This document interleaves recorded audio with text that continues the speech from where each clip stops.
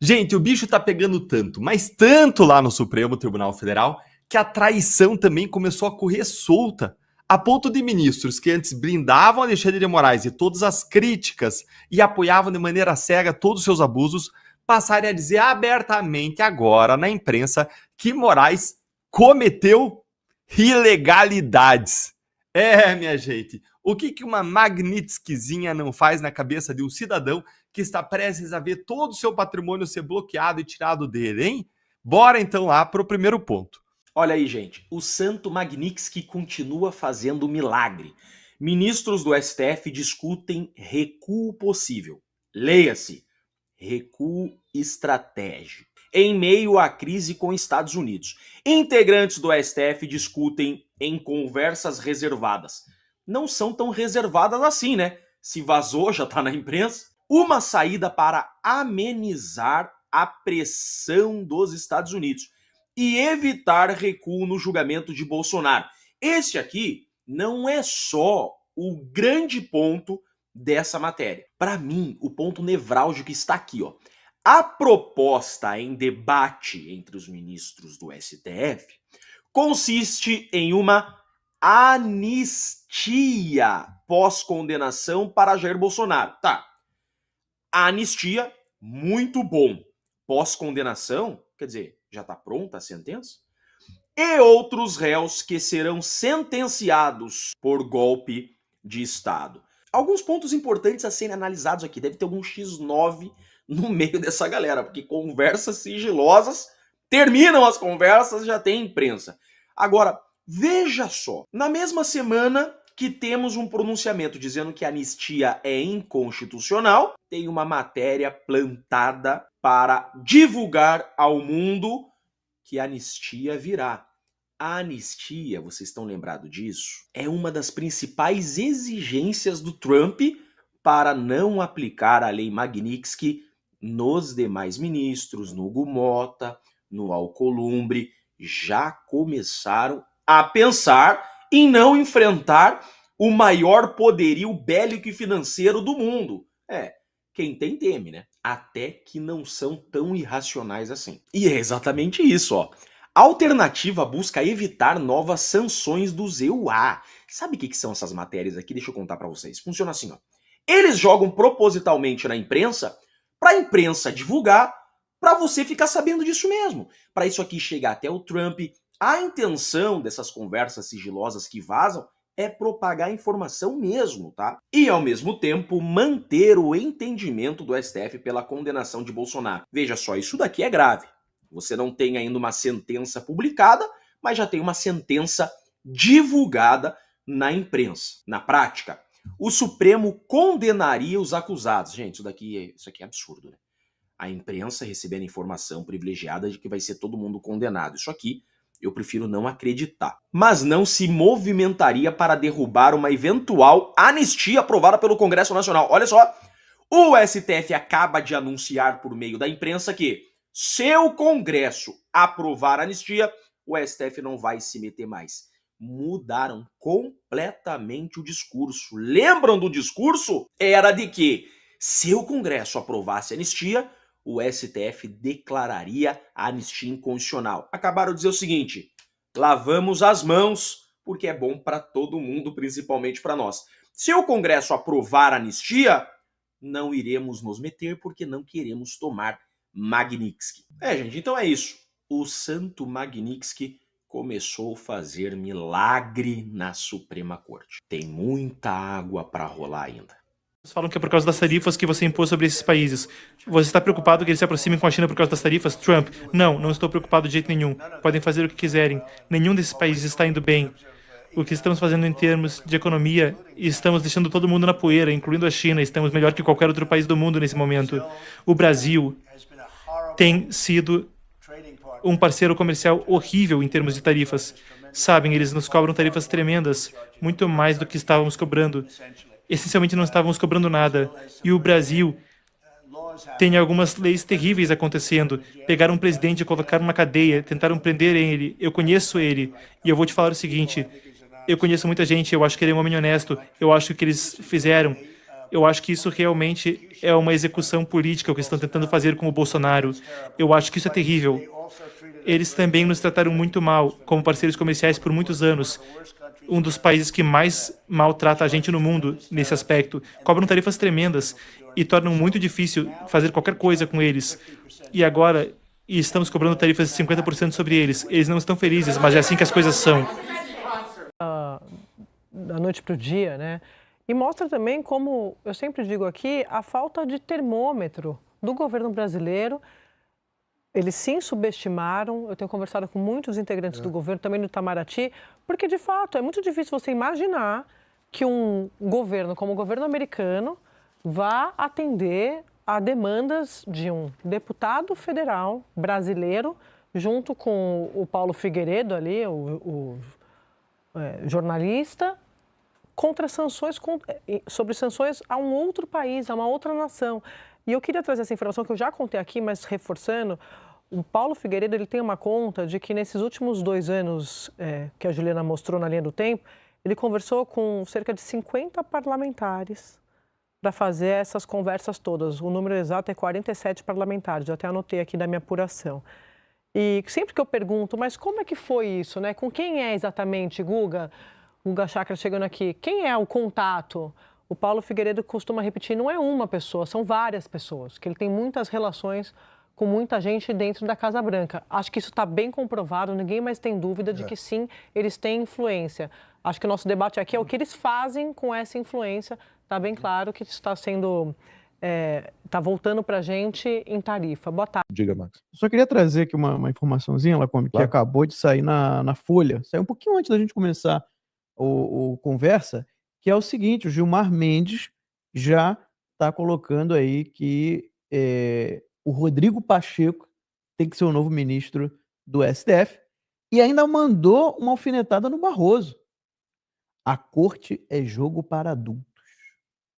Chamou o Barroso de criança ainda. A expectativa sobre saída de Barroso do tribunal abre corrida de candidatos para substituí-lo. A mídia já tinha levantado essa bola há um tempo e eu falei aqui para vocês que eu apostava que isso realmente ia acontecer, que o Barroso ia sair, e muito provavelmente por causa dessa informação que você trouxe agora, tá, Lacombe?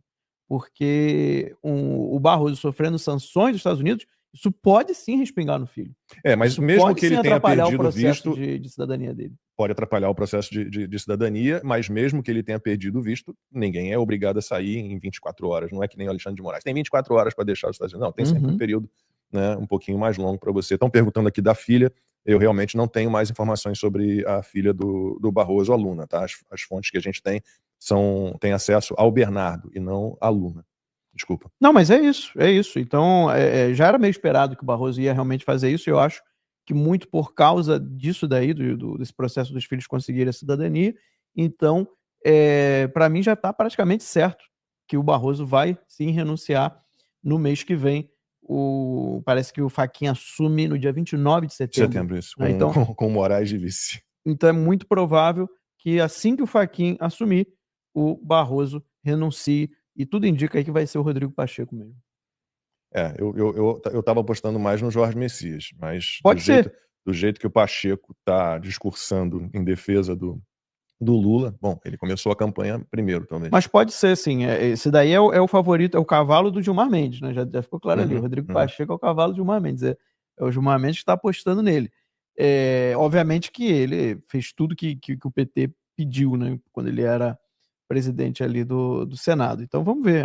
É uma briga interessante porque o PT tem muito interesse, obviamente, em colocar mais um ministro no STF. Importante para encerrarmos o contexto de hoje, ontem, numa votação virtual, o Supremo Tribunal Federal acabou elegendo o seu novo presidente, que sentará na cadeira da presidência, agora que a cadeira está dentro do plenário, não fora mais, sentará na cadeira o ministro Edson Fachin, que vai substituir o ministro Luiz Roberto Barroso. Essa escolha é uma escolha meramente simbólica, porque isso já é determinado. Na verdade, esse mandato agora, pelos próximos 2 anos, é do ministro mais velho, que ainda não foi escolhido como presidente, no caso do ministro Edson Fachin, então, a partir de setembro. E o detalhe mais importante é que quem é o vice-presidente agora? Alexandre de Moraes. Teremos Alexandre de Moraes aí como vice-presidente da Suprema Corte. Mais um poderzinho para ele, subindo um pouquinho o level de poder de Alexandre de Moraes. E logo ele chega na presidência, né? O Fachin é muito aguardada, essa presidência do Fachin pelos ministros. Eles não gostam muito da presidência do ministro Barroso, consideram que o ministro não conseguiu ali blindar a casa de uma certa forma, por conta de todos os ataques que sofreu. O ministro acabou, né, em alguns momentos ali, em alguns episódios de constrangimento, né, aos ministros em algumas festas. Não que os ministros não possam frequentar festas, mas ele canta em todas as festas, Andressa. São ministros do Supremo, né? Eles precisam estar mais resguardados desses eventos públicos, porque são julgadores, né, das pessoas. Então há um descontentamento ali de vários ministros com quem eu conversei, da parte do ministro Barroso. Eles estão torcendo para acabar logo esse mandato. E o ministro Fachin é um ministro que, embora seja, né, um ministro com ligações mais à esquerda, né, ele foi indicado pela Dilma, se eu não me engano. Sim. Ele é um ministro que se espera muito da presidência dele, que seja uma presidência do diálogo e que distensione a corte. Então é isso que os ministros estão aguardando, vamos acompanhar, porque atrás dele ali tem uma vozinha ali que é do Alexandre de Moraes, que vai ser o seu vice. E essa dança das cadeiras também vai pegar o TSE, né? Que aí é a grande questão, que no TSE a gente vai ter o Cássio Nunes, que é um ministro indicado pelo Bolsonaro para a presidência do TSE e também... Do STF. Do TSE. Isso. Ele foi pro Supremo, né? Indicado pelo Bolsonaro. Vai pro TSE, porque também ali é um rodízio. E o André Mendonça, que é o ministro também do Bolsonaro, o terrivelmente evangélico, e eu tô dizendo isso porque era assim que o Bolsonaro o chamava, também vai para o TSE. Então tem uma grande esperança, Neila, dos bolsonaristas com essa nova composição de comando do Tribunal Superior Eleitoral. Sai Carmen Lúcia. Que é quem vai comandar as eleições de 2026. A gente fala e volta nas eleições de 2026. Exatamente. O ministro Edson Fachin é um ministro mais, digamos assim, com um pensamento com a cabeça antiga. Ele não é aquele tipo de juiz e de ministro que tem as piadinhas, tem as anedotas. A gente sabe que por lá tem gente assim mais moderninha, né, Andresa? Ele é um ministro mais clássico, mais tradicional. Não vai causar nas redes sociais, não vai ter dancinha. Não vai ter cantoria em festa, não vai ter dancinha e não vai ter piada no plenário do Supremo. A gente pode esperar aí um presidente mais austero. A família do presidente do Supremo Tribunal Federal, ministro Luiz Roberto Barroso, é dona de um imóvel de luxo em Miami, nos Estados Unidos, avaliado em 22 milhões de reais. A compra foi feita à vista, sem hipoteca, sem financiamento, e o apartamento está registrado no nome de uma offshore que pertence aos filhos do ministro, segundo os registros públicos obtidos pela coluna. O imóvel fica na ilha de Key Biscayne, no condomínio Oceana, de frente para o mar. São 158 metros quadrados, adquiridos em 2013, pouco antes de Barroso assumir o cargo no STF. O vendedor foi o bilionário argentino Eduardo Constantini, que foi quem construiu esse condomínio. Hoje, um apartamento similar é anunciado por cerca de 27 milhões de reais. Só a taxa de condomínio ultrapassa os 15 mil reais mensais. Os impostos anuais somam mais 270 mil, e o aluguel de um imóvel parecido pode chegar a 108 mil reais mensais. Até recentemente, esse imóvel era usado pelo filho de Barroso, Bernardo Van Brussel, que é executivo do banco BTG Pactual. Ele morava em Miami, mas decidiu voltar ao Brasil após o governo de Donald Trump suspender os vistos de 8 ministros do STF. Entre os que tiveram os vistos suspensos estão Edson Fachin, Carmen Lúcia, Gilmar Mendes e Alexandre de Moraes. Em julho, Moraes foi oficialmente sancionado pelos Estados Unidos com base na Lei Magnitsky. Especialistas afirmam que, caso essa medida seja estendida a Barroso, o imóvel de Miami pode ser bloqueado, mesmo que não esteja no nome do ministro. Antes de chegar ao Supremo, Barroso teve uma carreira de destaque na advocacia, atuou em casos relevantes como o que reconheceu direitos a casais homoafetivos em 2011. A assessoria do ministro foi procurada, mas informou que ele não comentará o assunto. O condomínio Oceana também abriga empresários brasileiros como o fundador da Cogna, Evandro Neiva, e herdeiros da Sadia. Ontem, a administração Trump anunciou novas sanções, revogações de vistos para pessoas ligadas ao Mais Médicos. Aqui a postagem, do departamento lá do Hemisfério Ocidental. Os Estados Unidos apoiam firmemente o povo cubano. Hoje tomamos medidas para revogar vistos e impor restrições de visto a vários funcionários do governo brasileiro e ex-funcionários da OPAS, ligados ao esquema coercitivo e exploratório de exportação de mão de obra do regime cubano. Trabalho forçado e exploração não tem lugar no mundo moderno. A responsabilização começa aqui. Quem também comenta sobre o assunto é o Marco Rubio. Aqui está a postagem original em inglês, aqui está a tradução Google. O Departamento de Estado também está tomando medidas para revogar vistos e impor restrições de visto a vários funcionários do governo brasileiro e ex-funcionários da OPAS, cúmplices do esquema de exportação de trabalho forçado do regime cubano. O Mais Médicos foi um golpe diplomático inconcebível de missões médicas estrangeiras. Veja só, né? O Marco Rubio, ele vem de uma família cubana. Então, muita gente colocou, né? Parte da imprensa nacional reportou que isso aqui seria uma espécie de acerto de contas pessoal do Marco Rubio, por conta aí da questão familiar dele. Essa questão do Mais Médicos sempre foi amplamente criticada no Brasil. Você vê essa matéria aqui, né, de 2014, do Reinaldo Azevedo, a ilegalidade escancarada do Mais Médicos e o tráfico de carne humana. É um negócio absurdo, que envolve o quê? Violação de direitos humanos. As famílias que ficavam basicamente reféns dos médicos que vinham, trabalhavam, tinham que mandar grande parte do salário de volta para Cuba, para o governo cubano. Todo mundo acompanhou isso. E eu pergunto para vocês, quantos políticos no mundo teriam coragem de ir para cima de uma coisa dessa? O que aconteceu, sei lá, você pega a data da notícia, 2014, 11 anos atrás. Quantos não iam ficar, não, deixa disso, né? Não vamos remoer as coisas do passado, vamos deixar para lá. E a administração Trump, ela vem mostrando que ela está bem disposta a corrigir inúmeras injustiças. Ela está disposta a comprar brigas que para muitas pessoas pragmáticas, sem direita, né, democráticos, né, eles sequer conseguem conceber um tipo de atuação como essa. Tudo que eu tô falando, obviamente, vai fazer muito sentido ao longo do vídeo, né? Com dessas enfatizadas. Nova sessão de Trump mira Mais Médicos e atinge braço direito de Padilha e ex-consultor para a COP30. Vai vir uma galera aí. O próprio Padilha possivelmente está entre os alvos. Mas quando você olha para essa questão da COP30, vai vir aí para o Brasil, um evento globalista, vocês conhecem muito bem, não tem nenhum intuito, né, real de salvar o meio ambiente, a natureza, a Amazônia, tudo balela. É só uma agenda realmente de controle. E quando você olha para essa questão, mais uma vez, olha o governo Trump. Você olha para o Brasil, os nossos parlamentares, representantes da direita, quantos teriam coragem de tirar o país da COP? Fala, a gente vai participar dessa porcaria não. Tirar o Brasil do Acordo de Paris, qualquer coisa que seja. Eu vou cuidar do meu meio ambiente, eu não devo explicação para ninguém, até porque ninguém tem leis tão restritivas quanto o Brasil, especialmente quando diz respeito ao uso da terra. A Amazônia, né, você tem 80%, só pode usar 20%. Né, tem que preservar 80%. E tá ali, os Estados Unidos não vai mandar, sabe, a delegação para a COP30 em Belém. E mais do que isso, também envolve essa questão de meio ambiente. Ó, o Marco Rubio. Os Estados Unidos não aceitarão nenhum acordo ambiental que prejudique os interesses do povo americano. A proposta da Organização Marítima Internacional para um quadro de emissões líquidas zero, né, o Net Zero, né, sem emissão de carbono zero, é um imposto sobre os americanos cobrado por uma organização da ONU que não presta contas. Eu rejeito esta proposta. No Brasil, os parlamentares da direita aprovam o mercado de carbono. Tereza Cristina, né, foi uma das grandes defensoras do mercado de carbono no Brasil.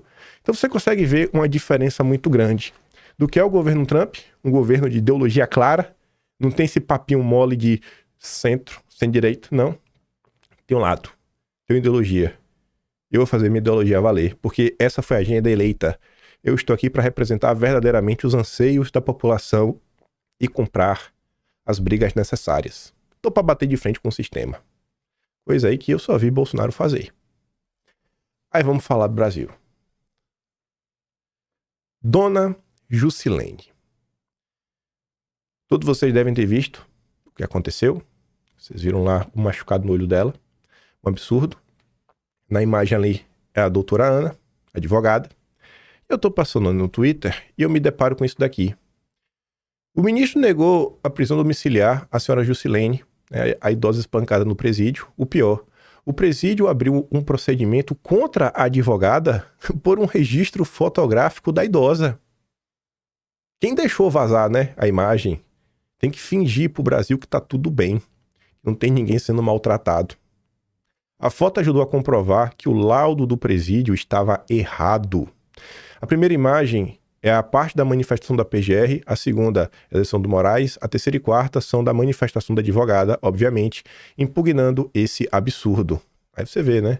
O profissional realizou o registro fotográfico virtual, né, a Ana, e afirmou a existência de indícios de que tal imagem tenha sido utilizada posteriormente para compartilhamento de terceiros, fomentando um conteúdo de cunho midiático, conduta que, em tese, pode configurar desvio de finalidade no atendimento jurídico. Então vamos ver, né, se a advogada está fazendo certo ou não. Não pode divulgar os maus tratos. Tem que manter tudo debaixo do tapete. E poucos são os políticos preocupados com as vítimas do 8 de janeiro, né? Aqui está a decisão, né? Uma eventual responsabilização das partes envolvidas. E aqui é a questão, né, aqui o laudo e falando, né, pedindo a impugnação do laudo. E fala, não, aqui uma esquimose vermelha na região, acho que é malar esquerda, e mostra que a situação é muito pior. Todo mundo viu o ocorrido. E aqui está a doutora Ana, né, ela dizendo, não adianta tentar me calar, já está provado nos autos. Omissão do Estado, erro no laudo de lesões corporais e contradição entre o relato da psicóloga e a versão do presídio. E como tudo isso se conectou na minha cabeça entre o governo Trump, que não tem medo de peitar o sistema e fazer o certo, esse caso absurdo da dona Juscelene, uma thread que eu vi e a quarta e última parte só no final. Vamos dar uma pausa, só mantém isso no início na cabeça, mas abre bastante espaço que a gente vai seguir por outro caminho até a gente voltar para esse assunto. Estava eu passando no Twitter ontem e eu me deparei com a thread que eu sabia que se eu parasse para ler, eu ia acabar, eu não ia conseguir cobrir meio que os assuntos do dia, que ia ser mais forte do que eu. Mas eu vi tanta coisa acontecendo que eu falei, cara, eu acho que tudo isso verdadeiramente se encaixa, porque estamos no momento que o Brasil está tentando, mais uma vez, decidir para qual caminho ele vai andar, né, a partir de 1º de janeiro de 2027. As confusões, né, essa perseguição jurídica contra Bolsonaro, as eleições do ano que vem, né, a esperteza de uns e outros. Enfim, o The Incorrupt fez uma thread. Vocês sabem quem realmente mandou no Brasil nos anos 90? Spoiler, não foi o FHC. Ele era apenas o gerente local de uma operação muito maior chamada Diálogo Interamericano. Grupo esse que a gente já falou várias vezes, vocês devem conhecer algumas coisas. E aí, o The Incorrupt coloca, preparem-se para entender como venderam a nossa soberania, que o Lula aí finge defender. E aí começa. O Diálogo Interamericano foi fundado em 82. Por quem? David Rockefeller. Sim, banqueiro bilionário americano. Objetivo declarado, resolver questões políticas da América Latina. Tradução, né? Transformar o continente no quintal deles. Não dos Estados Unidos, mas do chamado Deep State americano, como eles adoram, né? Aí, são suas principais fontes de financiamento, né? Diálogo Interamericano. Fundação Ford, Rockefeller, MacArthur, Corporação Carnegie, dentre outras. É dentro do Diálogo Interamericano que nasce o chamado Consenso de Washington. Todas essas agendas foram fortalecidas pelas ONGs. Enfim, né? Aí fala até do FHC, tá ali o texto bonitinho, maravilhoso. FHC não é apenas membro do diálogo, ele é fundador, presidente emérito, chair do board, né, que é a diretoria, o conselho, na verdade. Ou seja, um dos donos da operação que transformou o Brasil numa colônia financeira. E ainda tem gente que acha que ele era um intelectual independente. Vou colocar a imagem, né? Sabe quem mais fazia parte dessa turma? Roberto Civita, da editora Abril, que ao longo dos anos 70 era, sei lá, possivelmente uma das maiores publicações no Brasil, né? Revista Veja desde os anos 70. Henrique Meirelles, que foi ministro do governo Lula, né? Inclusive. Roberto Teixeira da Costa, que está na criação da CVM, foi o primeiro presidente da CVM, vamos falar sobre isso. Celso Laffer, tem muita coisa a falar de Celso Laffer. E outros mais. A nata da elite financeira brasileira. A gente vai entrar depois em alguns nomes específicos que, por The Incorrupt, não faziam tanto sentido no primeiro momento, mas para mim fazem. Mas o plot twist é este. Lula também era membro do Diálogo Interamericano. Isso mesmo, o pai dos pobres assinava os mesmos documentos que FHC. PT e PSDB sempre foram duas faces da mesma moeda. E aí você vê aqui, né? Mais tarde entrou o Lula. E tem vários outros nomes de pessoas que fizeram parte. Mas vamos focar por hora Lula e FHC. Em 1988, houve uma reunião em Washington. Dela surgiu o famigerado Consenso de Washington. Receitinha, né? Privatizações, abertura econômica, corte de gastos sociais, subordinação ao FMI. Ela destaca a matéria do jornal o Globo, que é de 21 de outubro de 2013, que reforça pelo menos esse ponto, né, que está ali. Privatizações ganharam força a partir dos anos 90. Venda de estatais começou com siderúrgicas e passou por bancos, teles e chegou a rodovias e aeroportos. E abaixo está ali, né, a questão do Consenso de Washington. É uma nominação dada ao encontro ocorrido nos Estados Unidos, na capital Washington, em 89. Enfim, né, o compromisso visava reunir inúmeros economistas latino-americanos, liberais, óbvio, tem que acelerar, a fim de discutirem ideias progressistas. É o liberal progressista, né? Ah, nem lembrei que eu tinha queimado de Padazon. Beleza. Ops. Espera que ficou... tamanho muito grande. Cadê? Foi mal. Tem que ter dado um zoom pra fora aqui. Só um segundo. Deixa eu só botar aqui no padrãozinho bonitinho. Ops. Pera aí. Pronto.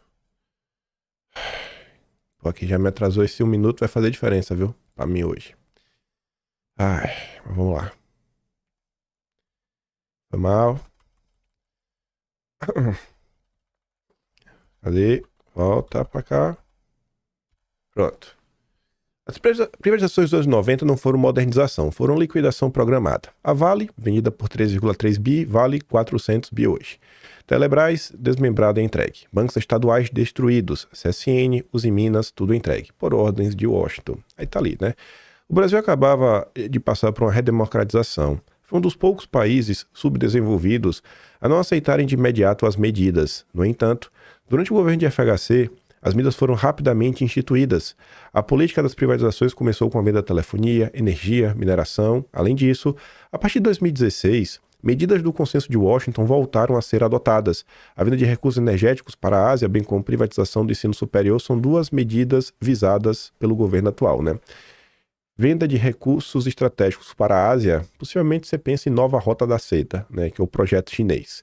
E a gente vai falar de uma coisa que aconteceu ontem, nosso campeão nacional favorito. Não o Dedé não, é a JBS, né? Pô, a gente gosta mais da JBS que o Dedé. Mas bem que já fala o Dedé também.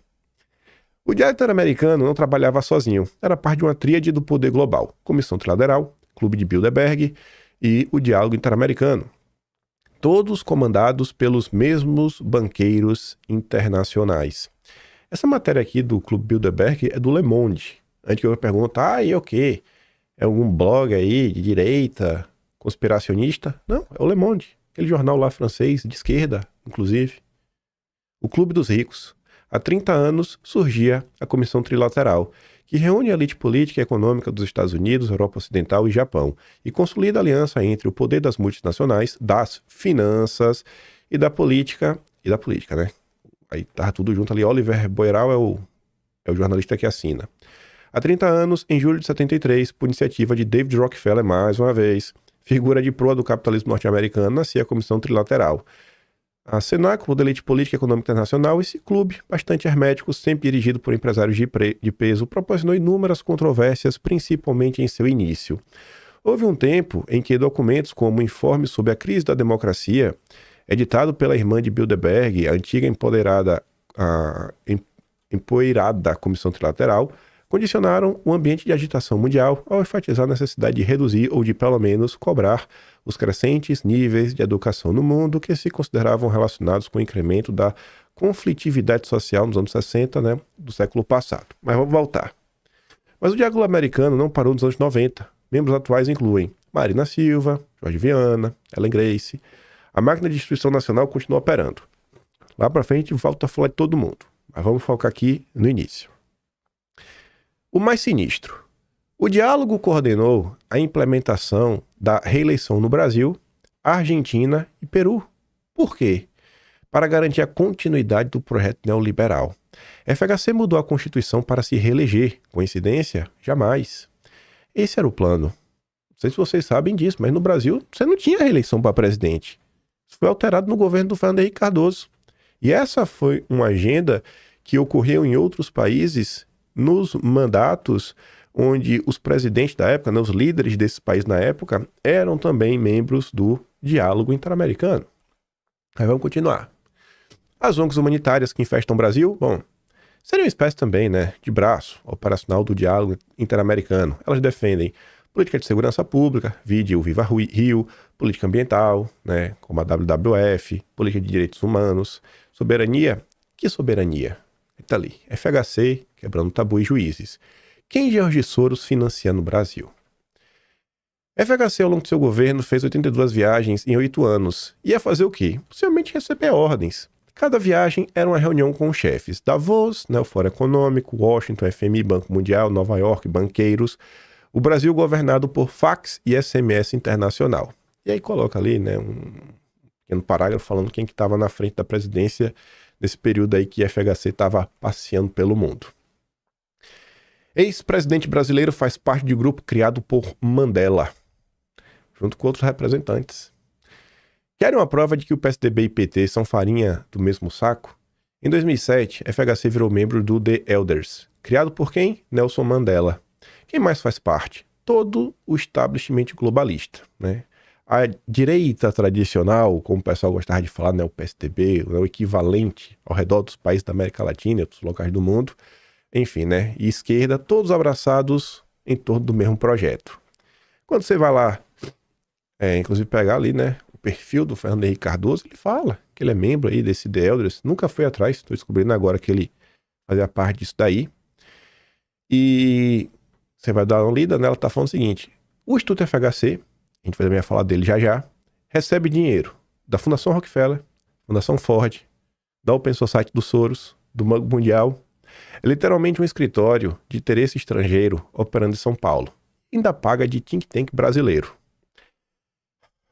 Dando a pausa pelo primeiro momento aqui nessa thread, falando tanto do Soros, eu falei, cara, tem uma coisa muito boa para mostrar que a ligação do FHC com Soros vai muito além das ONGs, vai muito além do FHC ter escolhido o funcionário do Soros para ser presidente do Banco Central. Armínio Fraga estava trabalhando para o Soros quando foi escolhido. Aí ele sai para vir comandar o Banco Central brasileiro.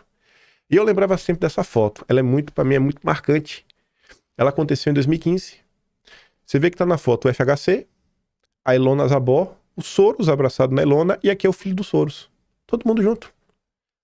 E eu nunca tinha parado para ir atrás desse evento. Aí agora, a gente já falou dessa foto várias vezes, mas esse evento eu nunca tinha parado para ir atrás. Aí eu fui dar uma lida, né, para entender como é que rolou isso daí. FHC limitou-se, com imenso prazer, a vestir a camisa de mediador. Ficou lá só sentado de boa, deixando os Soros falar. Sentado em uma poltrona em charmoso apartamento na Avenida Vieira Soto, no Rio, estava o Jorge Soros, Jorginho. E outras pessoas, né, lá também sentados, outros em pé. Mas a gente pega aqui ali uma certa plateia ávida por informações sobre o visitante, que incluía outro conhecido da Forbes. Sabe quem estava nesse evento, mas não aparece na foto? O Lehman. Olha só, né? Mas o assunto não era sobre fortunas ou como fazê-las crescer, e sim sobre a cultura da filantropia, tão disseminada em países do primeiro mundo e que aqui apenas começa a engatear. O terceiro setor. E se você olha, para e pensa, realmente, as ONGs no Brasil de 2015 para cá, a força delas e a capacidade de interferência cresceram bastante, né? E o Soros vai ensinar isso daí. Aí dizia, né? Patrícia Kundrati, o marido da FHC Atento, o Soros deu uma aula sobre o terceiro setor. Enfim, contava tudo lá. O buffet Pederneiras cuidava do jantar e das bebidas, contratados pelos anfitriões Florência Robalino, do Instituto Igarapé, e o marido Fabiano.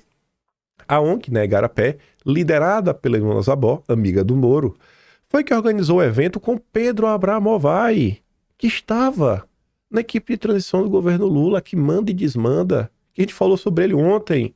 Em março de 2023, o Pedro Abramovay, o Tarso Genro, escreve um artigo na Folha falando que tinha que alterar o marco civil da internet, e o Supremo alterou. Ele que é vice-presidente da Open Society no mundo. Enfim, falei, né? O programa vai, essa é a turma que tava lá, só a nata. Vocês têm que apostar no incerto, no difícil, no que fará a maior diferença. Sugeriu o visitante aos ouvintes. Ali de Lema tava David Pfeffer, Celso Laffer, Guilherme Leal, né? Tá aí para ser o vice da Marina quando ela queria ser candidata. Patrícia e Ricardo Marino, Olavo Monteiro de Carvalho. Esse Monteiro me pegou, sabe? Esse Monteiro me pegou, eu fiquei na dúvida, será? Será que tem relação com o que eu tava pensando e sentia? Uma geração mais nova, tava Luciano Huck, Gereissati, Rafael Klein, Beatriz Gerdau, entre outros. O assunto tratado, por exemplo, pelas fundações dos Soros é que aqui no Brasil, pelo Igarapé, que apesar de ser brasileiro, consegue só 10% de contribuições em território nacional. Olha que assustador. 90% do dinheiro que a Ana Sabor recebe vem de fora. Tem que dar um jeito aí, né? Tinha que ser no máximo, sei lá, 5%. 90% do dinheiro da turma da Luna Sabor vem de fora. Isso em 2015. Liberal, conhecido, assumidamente democrático. Liberal é democrático. Tem como ser melhor? Soros surpreendeu seus ouvintes com uma decisão da posição. A favor de quê? Da taxação de heranças, imposto que vem sendo discutido no Brasil. E por que o Soros era a favor? Porque é uma maneira de ajudar os donos de fortunas a contribuir para o terceiro setor. Ou seja, o imposto, vamos forçar o povo a dar dinheiro para a ONG. Esse Soros, viu? Mas vamos voltar ali, né? Entre os convidados, quem que tava? Quem que tava entre os convidados?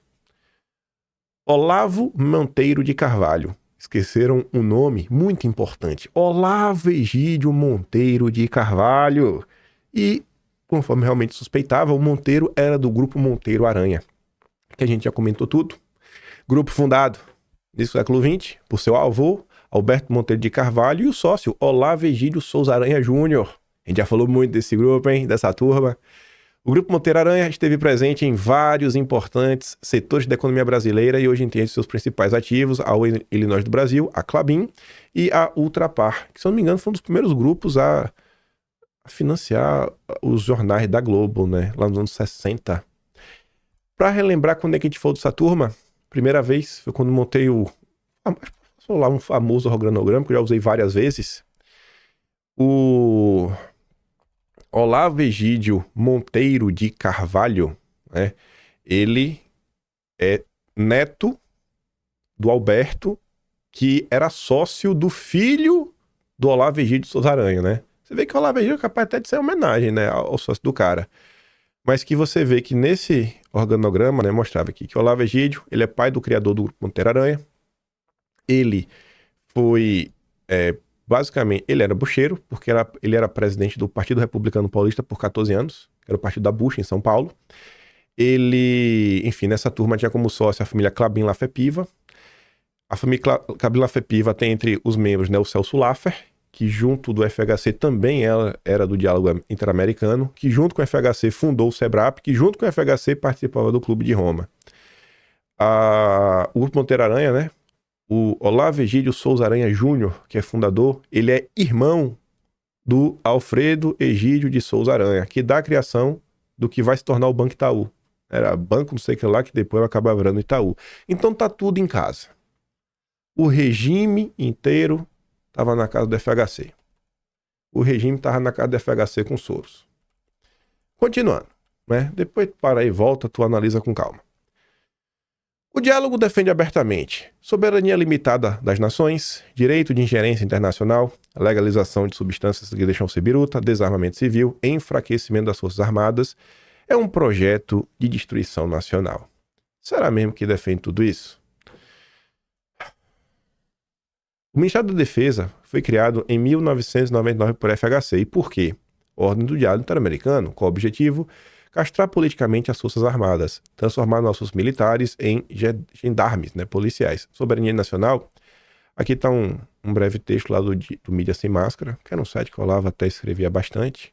Segundo o escritor Félix Mayer, colunista do Mídia Sem Máscara, foi definido nas teses do diálogo como limitação da soberania das nações que a FHC, em 99, criou o Ministério da Defesa e subtraiu todo o poder político dos comandantes das Forças Armadas, ali, né?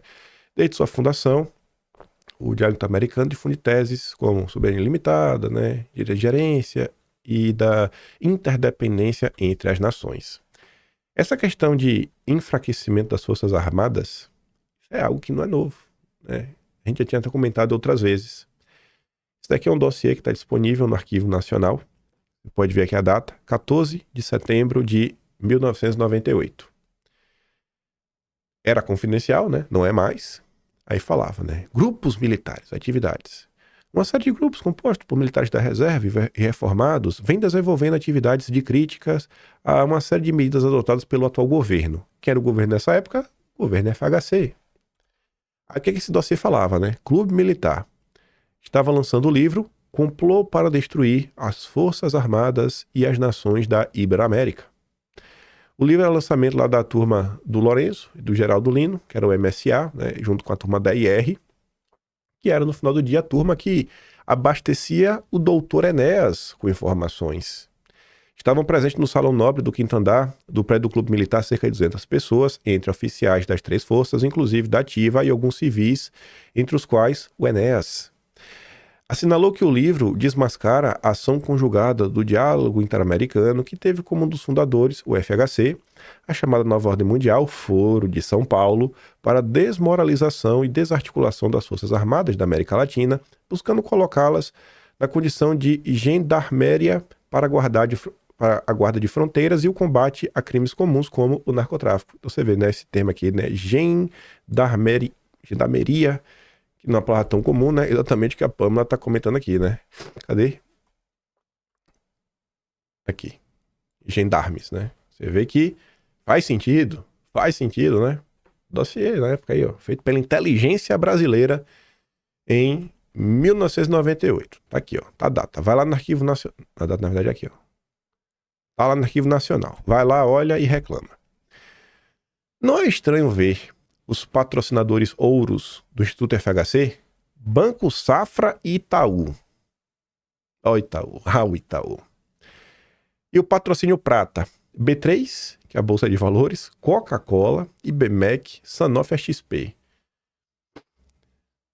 Nossa grande Bolsa de Valores realmente está no caminho certo, né? Só faltou o Dedé. Espera aí que o Dedé também comece a financiar aí o Instituto FHC.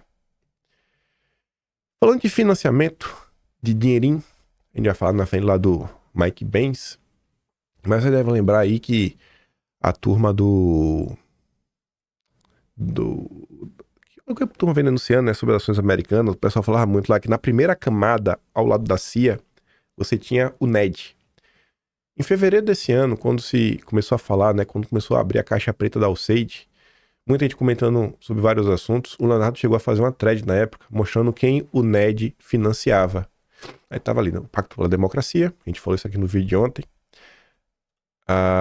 artigo 19, e a Fundação FHC, ó, veja só. Mas aqui foi um financiamento a uma ação específica, que era o Projeto Fura Bolha. Isso aqui aconteceu ao longo do Fica em Casa, aí botou pra, tipo, o Marcelo Freixo dialogar com o Kim Kataguiri, a Joyce com a sei lá, um fã de tal, né, com a Tabata. Foi um negócio assim muito bonito, muito maravilhoso, né? FHC se gaba de ter sido professor em Stanford, Berkeley, Cambridge. Sabe quem pagava essas cátedras? Fundação Ford, Rockefeller, o SAID. Ele não era professor, era doutrinador, pago para espelhar a agenda globalista. E o que foi que o SAID fez, né, mesmo com o Brasil em 2022? Ali. ONGs ligadas à CIA teriam atuado nas eleições de 2022, né, no Brasil. O diálogo interamericano continua operando. A soberania continua sendo vendida. Você vê que é de agora, ó, 30 de julho de 2025. Essa instituição continua existindo, não desapareceu. Fala inclusive do Brasil Institute, que a gente falou no vídeo ontem, do Wilson Center, que a gente falou no vídeo ontem. Curiosamente, né? Enfim, um programa no Brasil. Mais um programa no Brasil, né? Servirá a plataforma para pesquisa independente, diálogo, engajamento político, né? Econômico, social. Maravilhoso. Aí ela fala, né? Viram acima o Wilson Center? Estado, Direito e Democracia no Brasil. Uma discussão com o ministro Luiz Roberto Barroso. Era um evento, né? Passado, em 2023. O Pacheco também fez uma viagem aos Estados Unidos, acho que foi em 2023, também foi lá no Wilson Center, falar umas coisinhas, né? Curioso a saída do Pacheco. E aí, o The Incorrupt lembra na thread, né? Que o Wilson Center está aqui, ó. O Ned, que também ajudou o FHC, está aqui, ó. E a gente comentava no vídeo ontem, né? Lá o Mike Benz, denunciando o Wilson Center. Você vê que toda essa turma opera desde os anos 80. Tá todo mundo em casa. É um grande grupo de amigos muito preocupados com a democracia. A imprensa brasileira nunca fala sobre o diálogo interamericano. Por quê? Bom, o Roberto Civita, que era da Abril, era membro. Família Marinho tem conexões, Estadão idem. A mídia brasileira é parte do esquema, sempre foi. Todos intrinsecamente ligados através de organizações não governamentais. Mike Benz na Credem relatou tudo isso com riqueza de detalhes. Em fevereiro, quando a gente fala da Alceide, eu acabei falando da Alceide porque eu tinha me deparado com o mesmo momento da Alceide, não sei se vocês vão lembrar. Lembra do relatório da OEA, do Vaca Vila Real, que o Vaca Vila Real iria vir ao Brasil para falar um monte de coisa? Então, o Don Lancelotti, ele tinha feito em 2018 uma thread sobre o diálogo interamericano. E aí, ele acabou por descobrir que o Pedro Vaca Vila Real, da OEA, que ainda não apresentou relatório sobre o Brasil, é membro do diálogo interamericano. Veja só, né? Que curioso. O diálogo segue existindo. Temos um membro dele à frente da OEA. Será que a OEA vai falar de todos os abusos que acontecem no Brasil? Na thread de 2018 do Dom, ele falava o seguinte, né? Me deparei com essa notícia, continuei lendo e resolvi buscar fontes para saber se é verdade. Isso aqui foi antes da eleição que Bolsonaro foi eleito. Grupo de Soros faz reunião dos Estados Unidos para definir como destruir Bolsonaro. Aí tava ali, ó, em 25 de setembro, próximo, né? Soros vai promover o Washington, encontro com figurões. Mônica de Boll, Henrique Os Batista, que é correspondente da Globo, olha só. Peter Hakim, que a gente vai falar desse cara em breve. Moderador do Think Tank, né? No direito americano. Enfim. Aí, em 2018, o Dom colocava aqui, né? As pessoas. Você vê a Ellen Grace, que o The Incorrupt comentou. Foi ministra do Supremo indicada por FHC. Curiosamente, membro do direito americano. Enfim, a Marina Silva. Jorge Viana, que agora está na Apex do Lula. São muitas coincidências, né? Dito isso, né, voltemos ao tal evento da notícia citada lá no topo. O evento existe sim, e já está sendo divulgado tanto no site do Diálogo Interamericano como no Twitter de algumas pessoas envolvidas. E mais, o banner do evento é a imagem de Bolsonaro. Ou seja, né? Como fazer para destruir Bolsonaro? Bolsonaro sempre foi um alvo, né? Não era desejado. Eles queriam eleger o Haddad. Falando da atuação do diálogo interamericano, né, em tempos recentes, isso aqui a gente também comentou recentemente, de deputados a youtubers, bolsonaristas ecom PT e acusam o Congresso de armar golpe contra Bolsonaro. Lembra que o poder do presidente da República começou a ser tomado ao longo do Fica em Casa, tanto pelo Supremo quanto pelo Congresso? E aí teve o Heleno, que teve um áudio vazado que falou, né? Mandou uma fase muito dura. E isso aí gerou as manifestações dia 15 de março de 2020. Mas enfim, na época falava, né? O termo golpe vem sendo usado por parlamentares, influenciadores e blogs conservadores nas redes sociais, junto à ideia de parlamentarismo branco, uma tese segundo a qual o Congresso estaria se movimentando para se sobrepor ao poder executivo. A BBC, aí quem que a BBC chamava para criticar Bolsonaro e falar que o Congresso estava certo em retirar os poderes de Bolsonaro. Peter Hakim, o mesmo que em 2018 estava nesse evento contra Bolsonaro, né? Enfim, Peter Hakim, presidente emérito do Diálogo Interamericano, disse que o alvo da crítica do ministro Helena é justamente a função básica do Congresso, né? E a outra pessoa que a BBC chamou foi a Valentina Sader, diretora assistente do Centro de Estudos sobre América Latina do Atlantic Council. Outro grupo que também é denunciado pelo Mike Benz. O episódio desgasta a relação entre executivo e legislativo no Brasil. Mas enfim, né? Existe um regime, não tá aí hoje. Falamos bastante aí sobre o diálogo. Só um segundo. Mas, enfim. Falamos.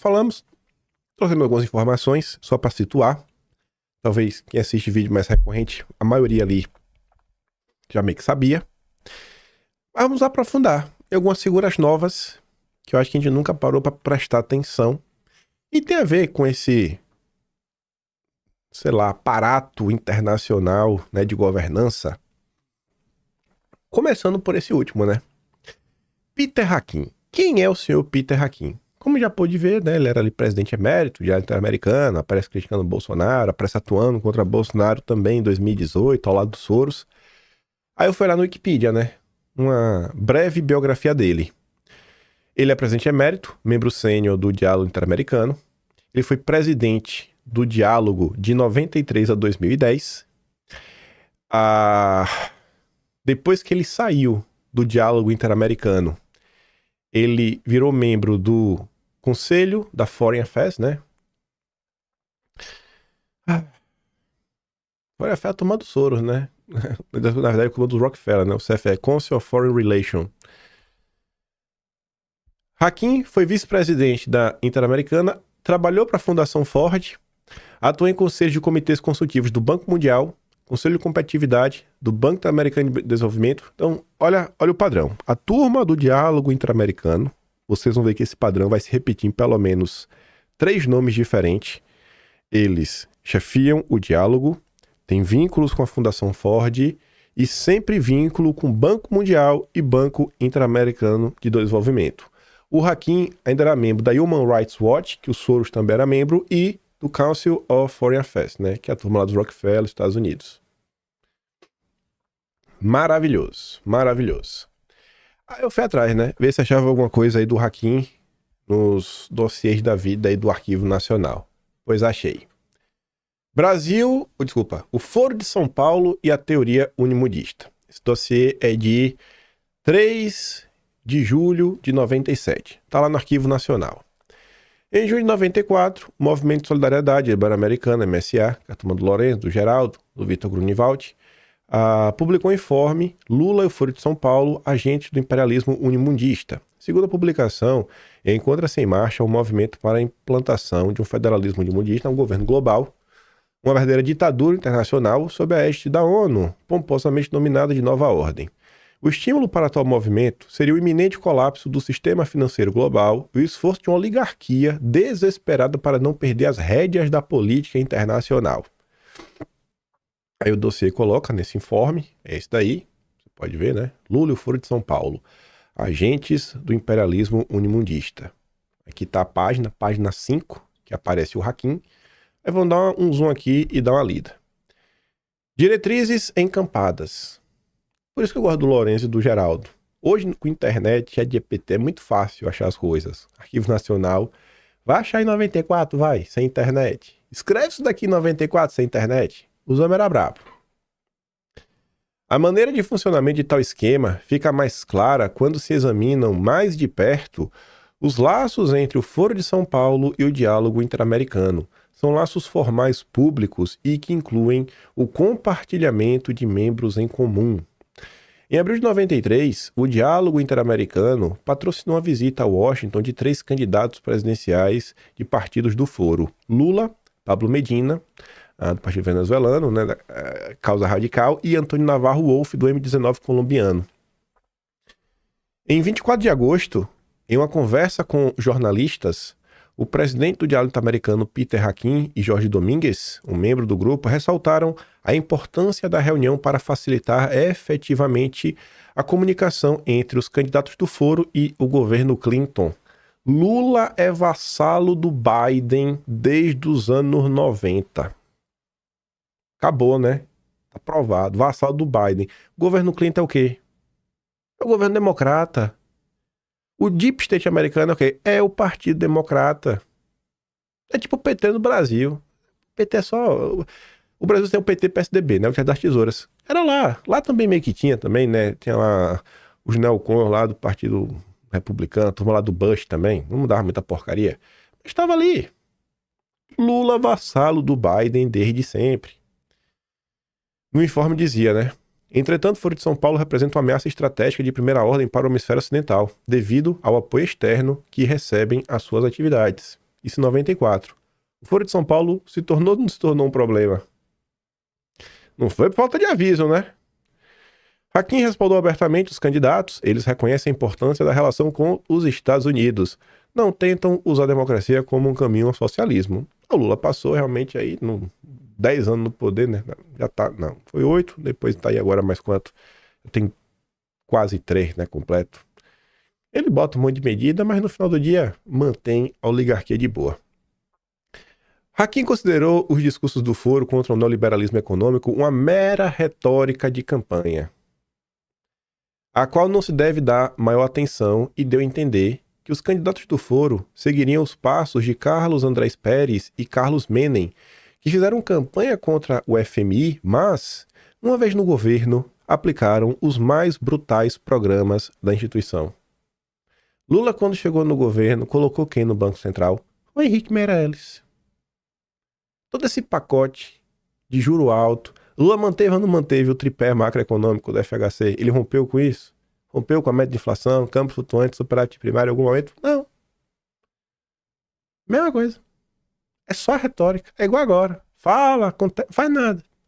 Banco Central tá na mão do Galípolo. Galípolo já baixou o juro na canetada? Meteu foi mais.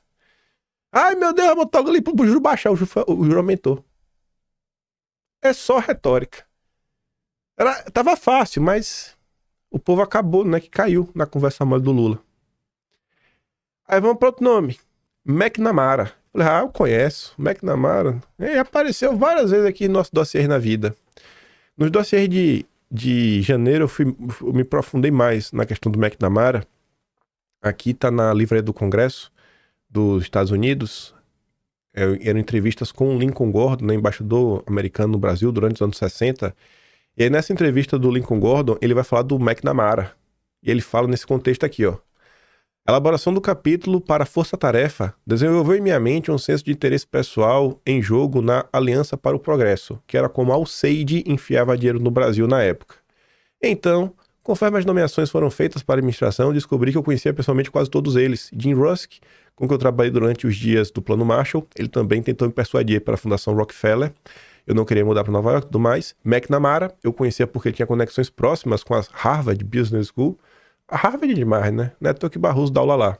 Então o McNamara conhecia. O McNamara, ele tinha sido o secretário de defesa durante o governo Kennedy. Assim, ele não estava... Eu não sei se ele estava no posto durante os eventos de 64. Mas naqueles diálogos, aquelas confusões, o McNamara estava lá. Aí, ali atrás eu falei, ó, você vê o padrão. Assim como o Peter Fachin, que era do Diálogo Interamericano, Fundação Ford, e já trabalhou no Banco Mundial e no BIRD, o McNamara, a mesma coisa. McNamara, ex-secretário de Estado, ex-presidente do Banco Mundial, não está propriamente desempregado. Após deixar o BIRD, assumiu uma diretoria da Fundação Ford. E é do Diálogo Interamericano, é um padrão.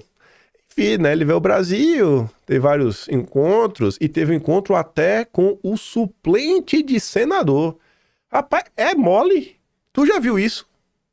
Tu já viu uma figura desse calibre vir ao Brasil para se encontrar com um suplente? Vou me encontrar com o suplente do Alcolumbre. Igual o Alcolumbre que presidente do Senado, né? Só com o FHC que essas coisas acontecem, né? O escritório da Fundação Ford no Rio ofereceu um jantar no domingo a um grupo de brasileiros que se reuniu em torno do conselheiro da fundação, o McNamara. Ele conversou muito com o suplente senador FHC. Durante a conversa, insistiu em ouvir opiniões sobre 2 problemas do Brasil: a dívida externa e quis saber também qual a imagem que o brasileiro tem hoje dos Estados Unidos. FHC disse que o problema já não preocupa como há 20 anos. Né? Não, mas assim, o que pensa do Deep State? O McNamara também aparece em um dossiê que a gente fez sobre o PIB. De onde nasce o indicador PIB? De onde surgiu o indicador PIB? E aí era o dossiê Kuznets, que é o nome do cara que criou. o IPEA fez um estudo, né? Você vê ali, ó, o papel do IPEA nas políticas sociais de combate à pobreza. Aí dizia, esse capítulo procura descrever de uma perspectiva histórica e etnográfica, o papel do IPEA nas políticas sociais, especialmente no que diz respeito às políticas de combate à pobreza e desigualdade. E dentro desse capítulo, fala o seguinte: outro elemento importante para o desenvolvimento da controvérsia foi a aproximação política, econômica e cultural com os Estados Unidos.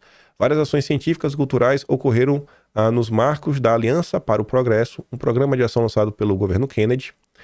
Enfim, isso foi fundamental para as ações, foi a criação da USAID. Ela atuava através da Aliança para o Progresso.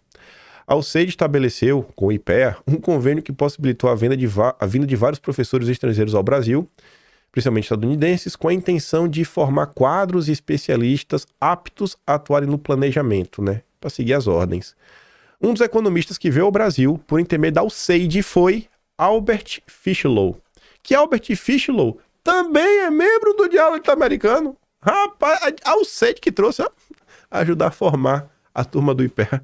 Que maravilhoso aí. Sabe, as coisas, eu adoro quando as coisas vão se encaixando assim. Fischlow fez chegar seus argumentos e dados ao McNamara, então presidente do Banco Mundial, por intermédio de Hollis Chenery, um dos principais assessores do McNamara, e que teve presente no Congresso de Economia de New Orleans em 71. Enfim, o artigo citava de maneira polêmica, está no tom significativo da época, que o crescimento econômico era pouco significativo diante do grande aumento da desigualdade social e da pobreza. Não, vocês não têm que se preocupar em ter crescimento econômico. Porque às vezes cresce, mas continua pobre. Sabe que papo de maluco dos caras? Aqui julgamos importante abrir um pequeno parêntese acerca do papel do Banco Mundial nessa polêmica, resultado da construção de uma agenda internacional de combate à pobreza no interior da instituição. McNamara, presidente do Banco Mundial, na época da controvérsia, havia sido secretário de Defesa dos Estados Unidos na gestão Kennedy, 61 a 63. Né? Com o tempo, foi levado a defender que a segurança do país dependia não somente das armas, mas também da preservação da ordem política, a preservação do Estado Democrático de Direito. A gestão de McNamara, à frente do Banco Mundial, foi fortemente marcada pelo estabelecimento de novos parâmetros e diretrizes para a luta contra a pobreza. A assistência multilateral, também do BID, também servia para que Washington distensionasse sua política externa, marcada não somente pela guerra do Vietnã, mas também pelo apoio ao golpe militares. Seguinte, assistência multilateral, ou seja, conceder ou não empréstimos, sufocar ou não financeiramente países, começou também a ser utilizado como uma ferramenta diplomática, né? Usar o dinheiro como arma diplomática, né? Como tem agora a questão do tarifaço. Segundo o argumento de Pereira, o Banco Mundial teria se voltado para a neoliberalização da política social, prescrevendo e legitimando programas de alívio paliativo e focalizado na pobreza como instrumentos preferenciais de ação dos Estados nacionais no âmbito da questão social. Todo mundo acusa, né, de FHC importar para o Brasil as ideias neoliberais. Sobre essas denúncias do Consenso de Washington, tudo mais, pipipi, popopô, o que aconteceu. Memorando Confidencial de 83, publicado aqui com exclusividade.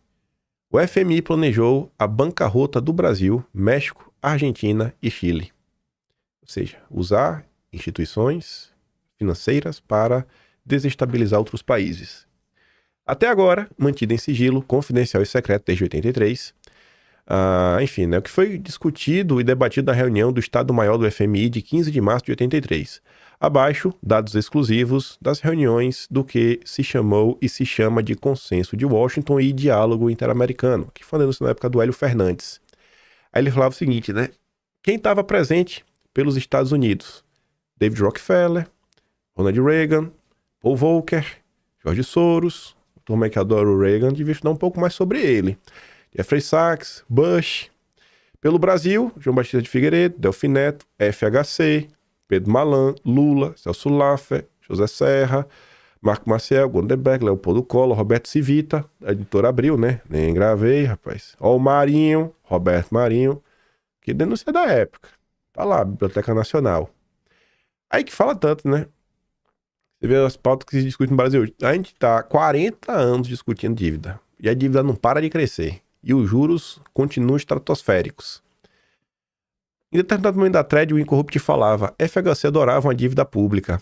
Algo curioso que vemos atualmente nos governos petistas. Uma mãozinha ao sistema financeiro brasileiro? Tá ali, né? Dívida pública dobra com FHC e chega a 306 bilhões. Mas ninguém reclamava, né? Ninguém falava que a FHC era irresponsável. Sequer pediam por um teto de gasto no governo da FHC. O importante era o quê? Juro alto. Tendo juro alto, o banqueiro tá feliz.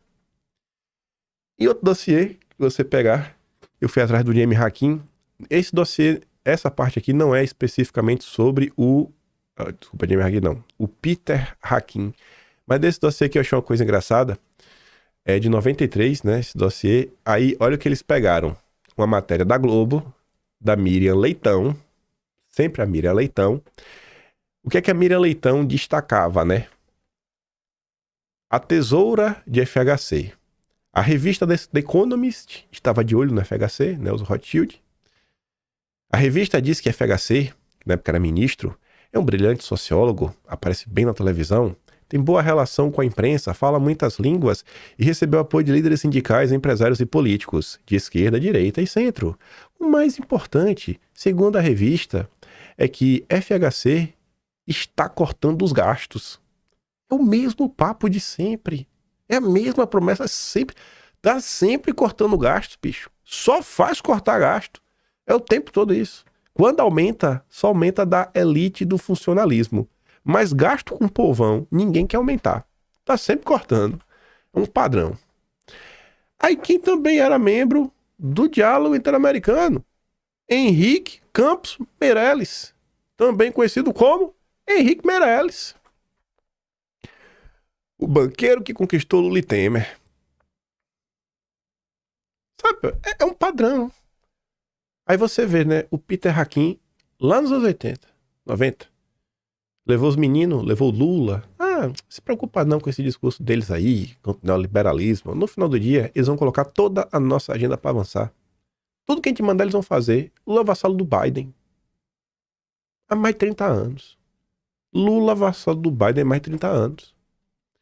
Lembra do Meirelles, o técnico querido do mercado, membro do Diálogo Interamericano, membro do conselho da BNDES-PAR, foi ministro de Lula, Temer, está aqui quase implorando para voltar. Entenderam? Não importa quem ganha a eleição, eles sempre estão no poder.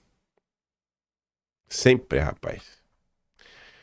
Outro nome, Roberto Teixeira da Costa. Quem é esse? Só um segundo aqui. Foi mal, né? Dá uma pausa aqui para me recompor. A CVM foi criada por quem? Roberto Teixeira da Costa foi um dos membros que ajudou a criar a CVM, é membro do Diálogo Interamericano. Enfim. Eu fui lá atrás, só para conferir mesmo, né? CVM, criada em 7 de dezembro de 36, né? A lei da criação dela. Aí você vai olhar, né? O primeiro presidente dela, Roberto Teixeira da Costa. Grande CVM. Quem é que tava agora na CVM, hein? Tava o irmão de um funcionário do BTG que pediu demissão, né? Olha ele, ó. João Pedro Barroso Nascimento. Pediu demissão, né, papai? Meu Deus do céu, viu, velho? É um padrão que se repete ao Brasil. E Lulinha, que a gente não falou dele. A gente falou no início, né? Não, Lula, membro aí, Diálogo Interamericano, tudo mais. Pois bem, vamos falar do Lula especificamente. O melhor documento aí, né, que mostra as relações do Lula com o diálogo é esse dossiê que eu já mostrei várias vezes. É um dossiê de 89.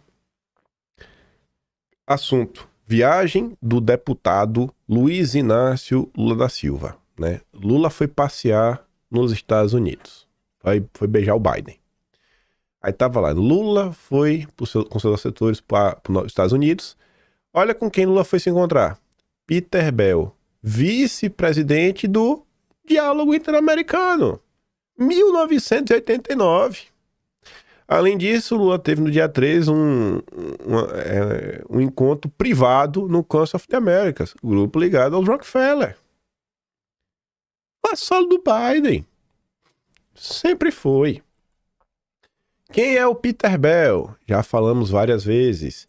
Peter Bell é o cara que criou o FHC. Peter Bell era o diretor da Fundação Ford na época em que a FHC, né, tinha acabado de voltar aí do exílio em 69. Foi ele que deu dinheiro né, para o FHC e o Celso Laffer fundarem o SEBRAP.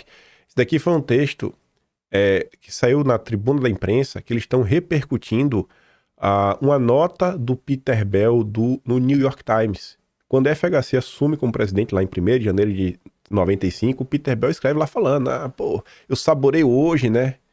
A ironia que eu fui pressionado para não dar dinheiro para FHC. Eu sabia o que eu estava fazendo. Sabia, pois é.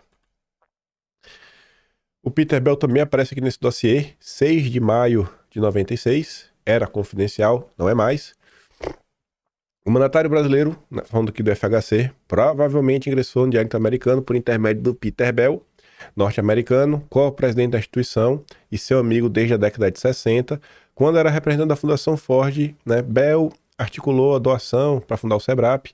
Além disso, Bell é presidente da America's Watch, divisão do Human Rights Watch, que o Soros também é membro, que o Peter Hakim do direito americano também é membro.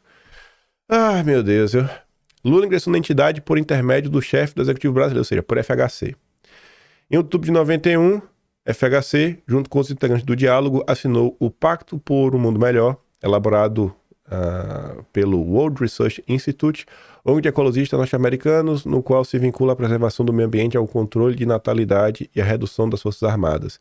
Em 93, Peter Hakim elogiou declarações feitas em Washington pelo então chanceler do FHC, pelo então chanceler FHC, sobre o estado das relações entre Brasil e Estados Unidos. Ainda em 93, a instituição passou a utilizar o discurso de proteção às culturas indígenas e apoiar organizações voltadas para a defesa da causa indígena, visando reforçar o princípio de supranacionalidade no conteúdo. Aí você vê, né? País admite discutir com fundo. Qual fundo? O FMI. Essa notícia é de 87. É o mesmo padrão, ó. FHC, que integra comitê, né, descartou, porém, a possibilidade do governo recorrer ao FMI por causa de suas teses recessivas, argumentando que o melhor caminho seria levantar empréstimo junto ao próprio Banco Mundial. Peter Bell, um dos presidentes do comitê, observou, contudo, que o FMI vem sendo pressionado. Olha só, né? É o mesmo padrão do McNamara, mesmo padrão, né, do Hakim. O cara já foi da Fundação Ford, já teve no FMI, Banco Mundial, Direito Americano, e as mesmas posições o tempo inteiro, sempre chefiando Lula e FHC. O Geraldo Lino, 94, ele lá e o Lourenço, que denunciavam tudo, ele já falava do diálogo, escrevia lá na tribuna da imprensa, ele falava assim, ele falava do teatro das tesouras contra, ele não usava esse termo, mas ele falava do teatro das tesouras, né? FHC e Lula, garapa do mesmo tonel. Uma polarização parece manifestar-se entre dois candidatos aparentemente antagônicos, Lula e FHC. Na verdade, trata-se de uma falsa disjuntiva que está sendo oferecida aos brasileiros. À sua maneira, ambos estão comprometidos com a agenda das oligarquias globalistas malthusianas internacionais, para as quais é crucial manter o Brasil afastado de um caminho que o leve a um processo continuado de desenvolvimento soberano e equânime, o que constitui uma ameaça ao pesadelo chamado Nova Ordem Mundial. Da mesma forma, tanto a FHC quanto Lula são membros do Diálogo Interamericano, criado em 32, por instância do Departamento de Estado, da família Rockefeller. Enfim, aí tá lá o que o Diálogo tem que fazer. A propósito, outro membro do Diálogo é o Lema, que estava com a FHC e o Soros, né? É muito curioso. Um dos co-presidentes do Diálogo é Peter Bell, amigo do FHC, da época da Fundação Ford. Denúncia de 94. Quem também falava em 94 é o José Carlos Graça Wagner. Esse nome aqui é mais conhecido principalmente pelos Olavetes da vida, porque o Olavo sempre falava que ele descobriu sobre o Foro de São Paulo através do José Carlos Graça Wagner. Ele estava ali, 30 de novembro de 94. Por fim, é preciso também que Lula explique a sua participação no Diálogo Interamericano ao lado de Rockefeller, de McNamara e FHC. Seria bom para a transparência política que os envolvidos explicassem o que pretendem o foro e o diálogo. Não é matéria eleitoral, né? Coisa importante. Não é falta de aviso. Enfim, Consenso de Washington, né? É um nome bonitinho para colonização 2.0. Anos 1500 levaram o ouro e pau ao Brasil. Anos 1990 levavam empresas, estatais e soberania. Anos 2020 levam dados, recursos naturais e o futuro do Brasil. A diferença? Hoje, o colonizador tem CNPJ. anos 90, para falar sobre isso, né?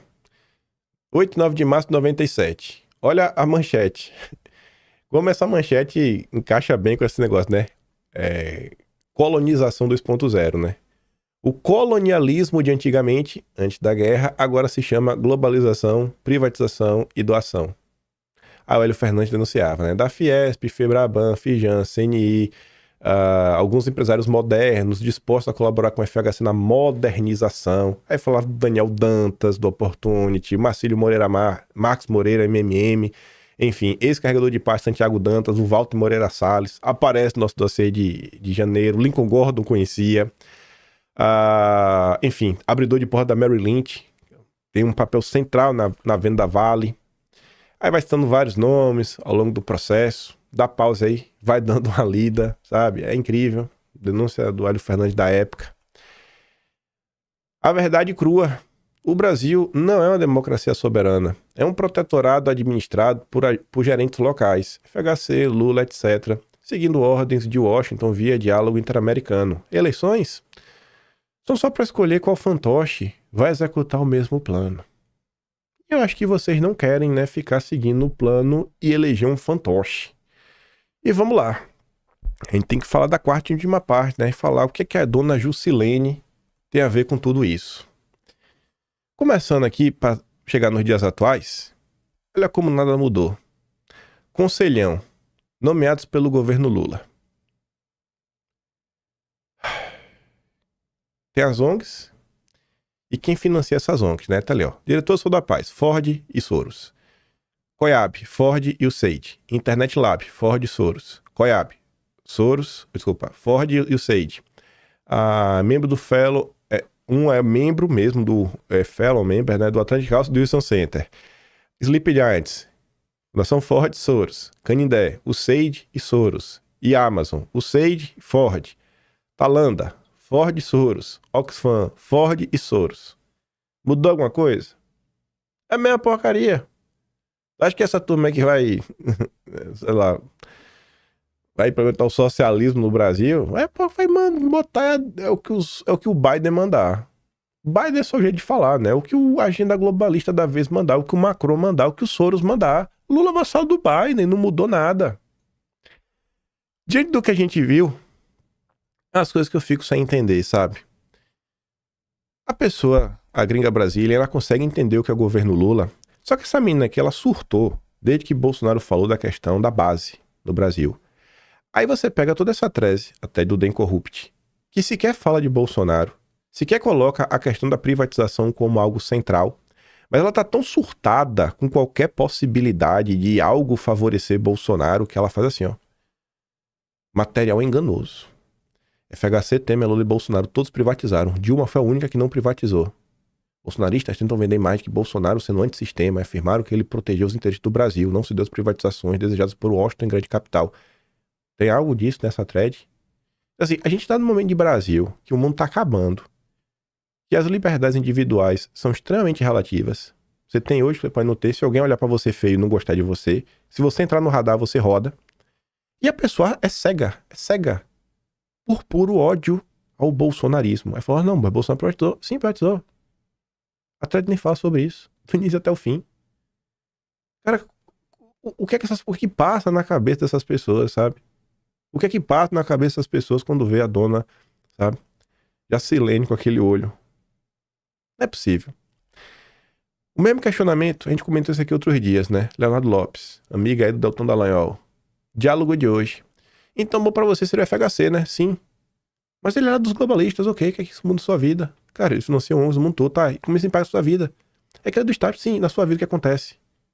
A turma do Delton Dallagnol não consegue entender como o FHC destruiu o Brasil. Vale tudo, menos Bolsonaro. Menos um bolsonarista. Galípolo tem conto fechado com o dono da Globo. Mudou alguma coisa? O sistema financeiro tá na mão de quem? Da mesma pessoa de sempre. Da mesma pessoa de sempre. Ele comentou isso esses dias. Como o banqueiro André Esteves sempre volta ao jogo do poder. Isso é o regime. O regime não é o Lula. Derrubar o Lula não muda muita coisa. como o Indei Corrupt falou, não importa quem é o presidente, eles sempre estão governando. Se não for o Lula, ou qualquer um, vocês acham que vai ter uma grande mudança? Entidade surpreende da Kassab o prêmio de economista do ano. Isso aqui foi de ontem. Aí se pergunta por que... Desculpa, falei a verdade não. Kassab. Por que Kassab ganhou o prêmio de economista brasileiro do ano? Aí tu vai ver. Kassab será agraciado logo mais com o prêmio economista brasileiro do ano.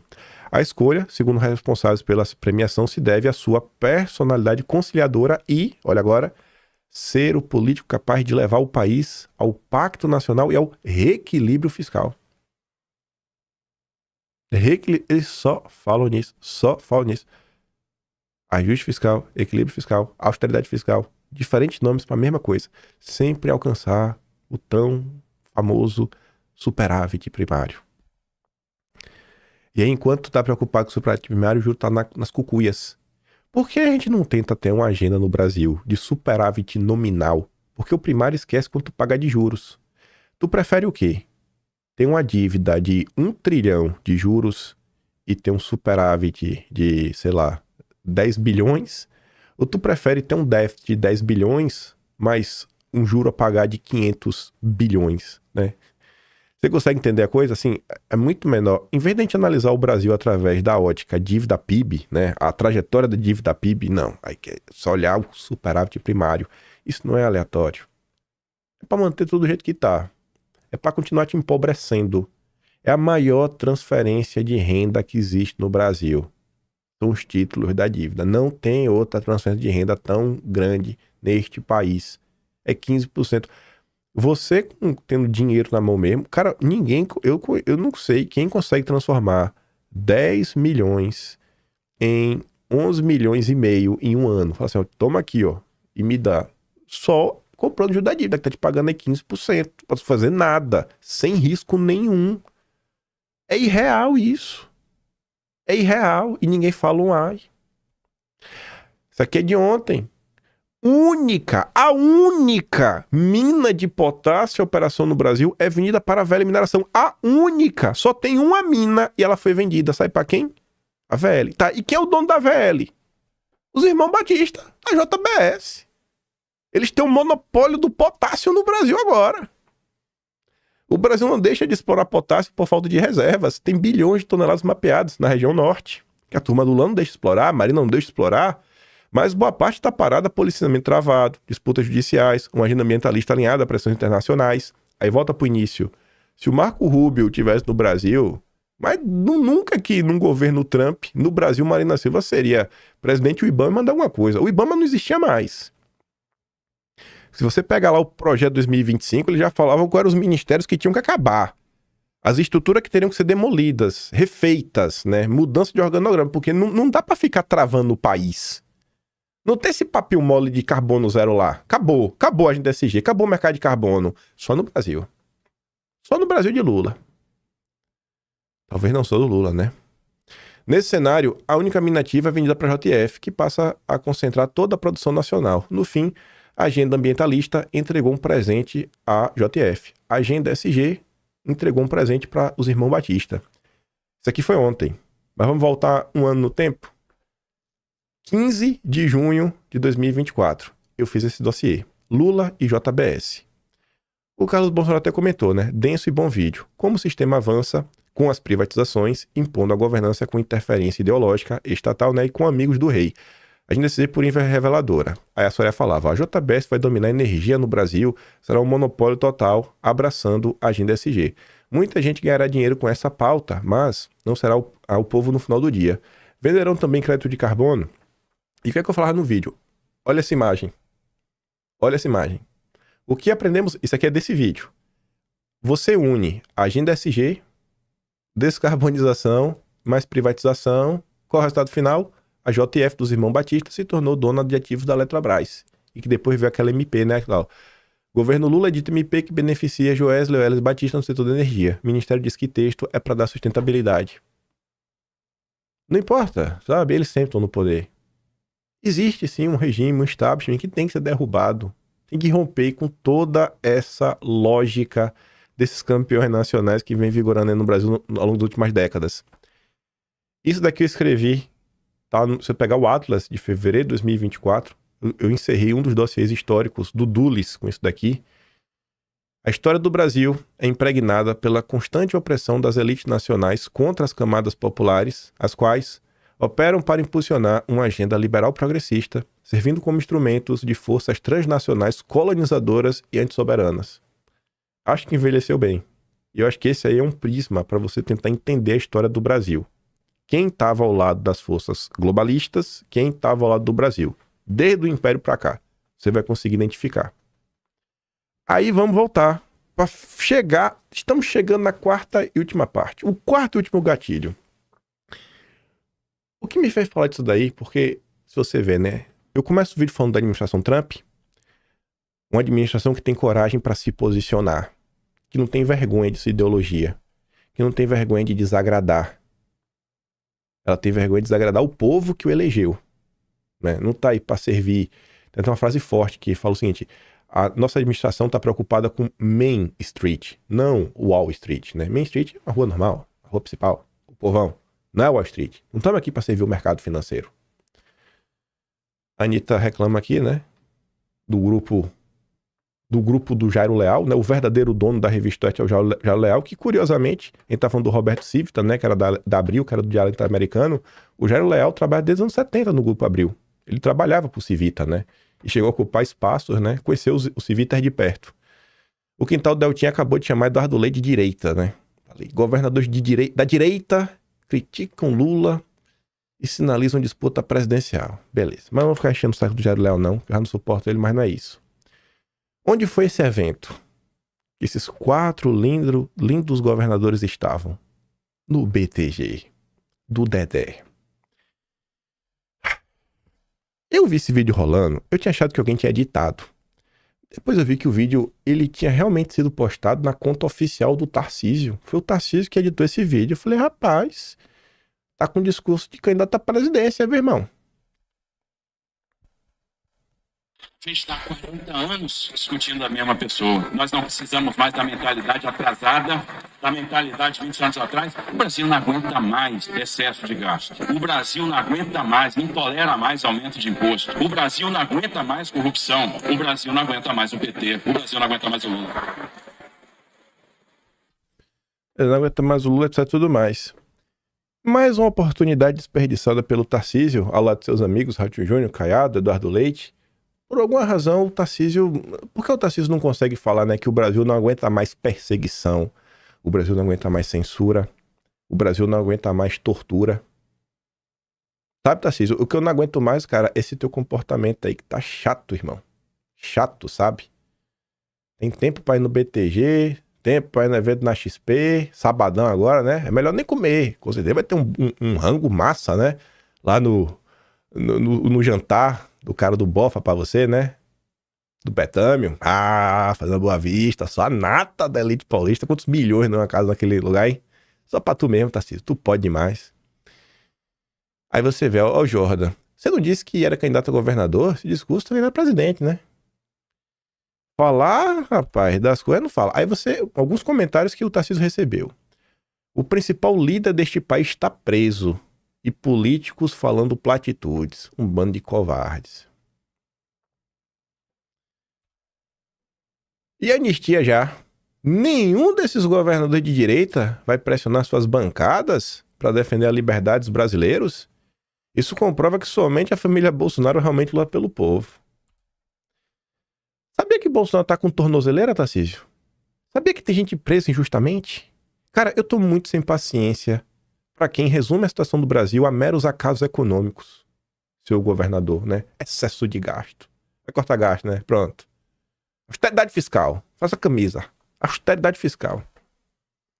Austeridade de Freitas. Pronto. Vai lá. Falta ele deixar bem claro o que então quer colocar no lugar de tudo isso. Porque simplesmente dizer que não quer ser mais o Lula não quer dizer nada. E é o que eu falo pra vocês aí. Qual a direita que vocês querem construir? Pra mim, esses 4 governadores democratas, esses 5 aí pra botar no meio, é a mesma porcaria, é a mesma bosta. Todos esses aí nenhum tem a mínima boa vontade de chegar num evento como esse e falar o que ninguém suporta mais. Discursinho meia bomba arretado. Eu quero ver no Brasil o que foi o governo Bolsonaro, porque batendo de frente como foi o Bolsonaro, já foi difícil mudar as coisas. Imagina assim, a estratégia, tá? Vai falar de mansinho pra ver se muda alguma coisa, mas não é porcaria nenhuma, rapaz. O Brasil tá cansado disso daqui, Tarcísio. Eu queria ver tu falar disso, Tarcísio. Eu queria ver tu chegar lá no evento do BTG. E não só você, Caiado, Eduardo Leite, Ratinho Júnior, falar: o Brasil está cansado de ver pessoas como a dona Jusilene serem espancadas. O Brasil está cansado de ver advogados, sabe, se tornando alvo da justiça por tentarem defender os seus clientes. Você deve ter conhecido o Câmara, né, Tarcísio, durante o governo Bolsonaro, ou o que fizer lá com o advogado dele, que revelou lá que o Cid estava conversando com ele. Mas você é investigado, cara. Existe um sistema. E esse sistema segue com o seu plano. Manter Bolsonaro preso. Eduardo exilado. O que o governo democrático vai fazer? Não vai fazer porcaria nenhuma. Porcaria nenhuma. No máximo até assina aí. Vai assinar um indulto. É o que dizem, né? Será que vai? Será que vai peitar? Na hora que o Supremo falar que não vai ter indulto nenhum, vai pra cima? Ou vai ficar de tristinho falando que tá sendo cobrado pra base? A base tem que ter um pouco mais de paciência, que radicalismo não resolve. O Bolsonaro tá preso. Enquanto o Bolsonaro estiver preso, e vocês estiverem aí dando risadinha, enchendo o bucho aí de comida, sabe? Sai de perto de mim. Eu quero a administração como foi a administração de Bolsonaro, como vem sendo a administração do Trump. E a do Trump agora vem conseguindo fazer muito mais coisas lá atrás. Por quê? Porque agora tem maioria na Câmara, agora tem maioria no Senado. E nesse tempo aí que ficou, né, fora da presidência, a turma lá começou a se organizar, montou um plano coeso, um projeto, trouxe pessoas pra perto. Agora vocês só querem ficar agradando a Faria Lima, pô. Só quer agradar o Dedé. Né? O meu filho não trabalha no BTG, não. Minha filha nem trabalha ainda, só tem 1 ano. Então não tô preocupado com o Dedé, não. É isso aí. É isso, né? Corri um monte. Foram mais de 120 slides hoje, né? 1h20, graças a Deus. Eu fico por aqui. Acho que você entendeu minha crítica ao final de tudo. Deve ter conhecido um pouco mais do Brasil. E eu digo pra você, antipetismo, eu acho pouco. Eu quero mais do que antipetismo. Eu quero mais. Quero realmente se olhar pro Brasil e falar, cara, a tua proposta de Brasil vai me levar pra algum lugar. Porque até então, pra mim, proposta de Brasil pra me levar a algum lugar, isso se chama Jair Messias Bolsonaro. O resto é só cópia. E cópia da mais barata e sem graça, aquela que quebra assim, tocou, quebrou. Sabe? Tirou do pacote, já tá quebrado. Se gosta do meu trabalhinho, sai um pouco mais, passar no meu canal, tem um Tony Valeu, tem um Patreon na descrição. Tem um Atlas Brasileiro, kimpai.com.br. E é isso, né? Vejo vocês amanhã. E fiquem com aquele grande beijo e abraço, tamo juntos. Valeu, meus amigos. Fui.